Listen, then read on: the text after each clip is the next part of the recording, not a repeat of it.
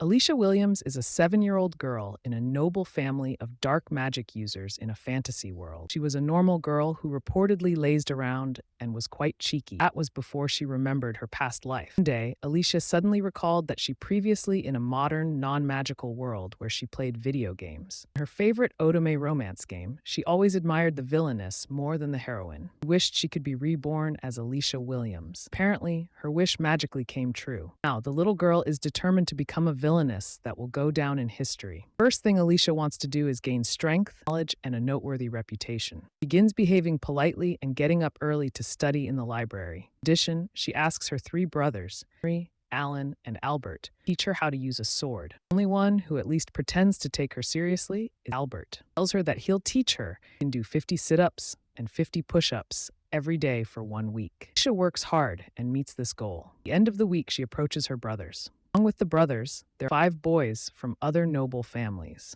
I didn't learn their names yet, but they were all dead-end in the Otome game, all going to grow up to be extremely attractive men. Among these 5 is Duke Seeker, one of the realm's king. Original story, princely figure is the happy end option for the heroine. Boys still won't take her seriously. Alicia grabs a sword, kicks a tree, and slices an apple in half as it falls to the ground. Finally convinces Albert to start teaching Alicia swordsmanship. In the course of the next year, start training together. Also comes over a lot that year, really taking a liking to Alicia. Soon, it's time for Alicia's 8th birthday. She will spend with the boys.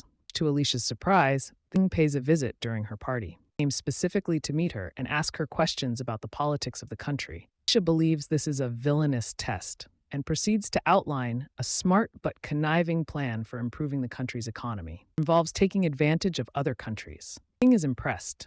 Whether he was really there for a test or not is unclear. After he left, Alicia got to eat lots of her favorite sweets. Also, Albert gave her a diamond necklace. The episode ends with the king meeting with the fathers of the other noble families. He announces that the golden rose has been found. In this world, a magical gold rose blooms on the day and in the location of the birth of the saint. According to prophecy, the saint will lead the kingdom to prosperity alongside a member of the royal family. A magical blue rose will bloom near the royal figure, marking him as the one to work with the saint. Blue rose has already bloomed on the day of Duke's birth. He is the one destined. As for the saint, she is a poor baker's daughter from a village full of thieves. She is obviously the heroine of the original Otome game. Loana is a village full of very poor people, closed off by a magical barrier. Since there were once terrible criminals who came from Loana, the nobles wanted to keep them sealed. Only nobles, magic users, can pass through the barrier with ease. Alicia has read reports about the poverty and misery of Loana, but she wants to see it for herself. Thus, she sneaks out at night and passes through the barrier.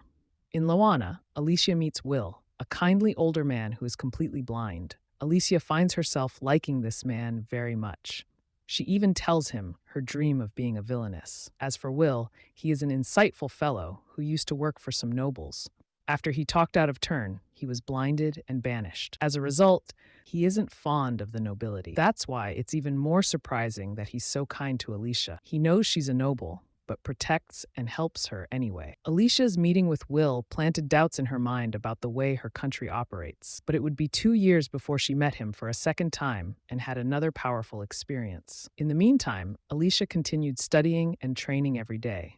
At 10 years old, she asked to take the swordsmanship exam that her brothers took at her age. However, her father and brothers were against the idea. In the end, Alicia had to agree to wait till she was 15 before her father would consider allowing her to take the test. Surprisingly, the father wasn't motivated by sexism. He tells Albert that Alicia's talent with the sword is far beyond that of a normal child. Therefore, she would immediately ace the exam and attract all kinds of attention. In order to spare his daughter from becoming a public figure and being exposed to danger, Alicia went on another secret outing to Loana. She witnessed a shocking scene of 2 men beating a 6-year-old child nearly to death. Will bandaged the child and put him in bed, but said he was unlikely to survive. Long story short, Alicia saved the child by bringing him high-quality healing herbs. She recently met a kind shop owner who sold herbal medicine. He gave her some of his stock free of charge. What I thought was interesting was Alicia's supposed motivation for doing this. She claimed she didn't want to help others, but simply sought to prove that she could do everything the heroine of the game could do. I smiled at that part because it's very obvious that Alicia cares, whatever else she tells herself. She may take evil actions down the road, but right now, Alicia's strong sense of justice is very clear. I like that. In the last section of the episode, we see Alicia learning magic from grimoires hidden in the Williams estate library. She advances quickly to level 5 magic, but is severely worn out by the effort. The king then pays a visit and asks Alicia political questions. Thinking of it as a villainous test,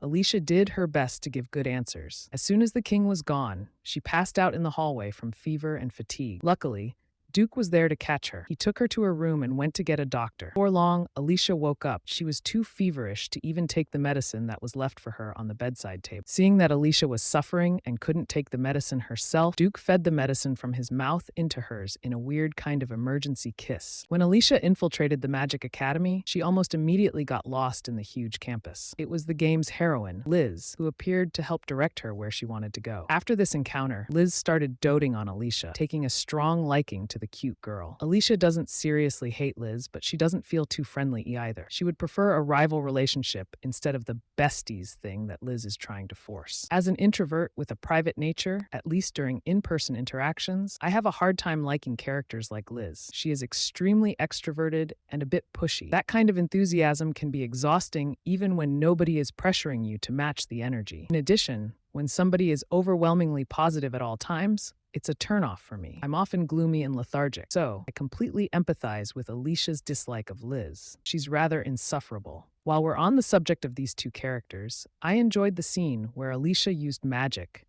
to bring a vase of daisies straight to her hand. She offered a daisy to Liz. It almost seemed romantic. No wonder Liz is so charmed by Alicia. She has natural charisma. Unfortunately, this magic trick proved to everyone that Alicia was a divergent, leading them to see her a little differently. Most nobles begin to use magic around age 13, but divergents can begin when they're much younger. They also master magic more quickly than anyone else. Some reach level 80 magic while still young. Level 100 is the highest recorded level in the kingdom. Although divergents are sometimes praised for their talents, they are also treated with caution. After all, divergents would be nearly unstoppable as enemies. They can also be dangerous to their own futures by trying to rush their magic. If their mana goes too out of control, they could lose the ability to use magic forever. It was weird to me that Alicia knew nothing about divergent people or the normal age of onset for magical ability. She's been studying magic for years, hasn't she? This is a good example of awkward or low-quality writing in Rekiaku. I'm enjoying the show so far, but it would have benefited from more planning and better screenwriting. Some plot points are not believable or consistent, and other moments feel poorly planned from a visual standpoint. Another example is the scene where Alicia is intimidating the young boy, Gil. She threatened to kill him with dark magic. Of course, the spell she had prepared was only a cloth cleaning spell, but the kid had no way of knowing that, and neither did Will, the adult in the room. Will is outside of the camera sight during this scene, even though he's right there watching. He says and does nothing until after Gil throws the pillow. It was weird to cut Will out of every shot and not give him any reaction to Alicia's death threat. Alicia's father, Arnold, and Lord Joan decide to start teaching Alicia magic and making sure she doesn't mess up her mana. Alicia also continues training with the sword and studying. 3 years pass. At age 13, Alicia reached magic level 80 and was allowed to start Magic Academy. Most students start at 15, but the king made an exception for Alicia. The episode ends with the king asking Alicia to be his spy and keep an eye on Liz Cather.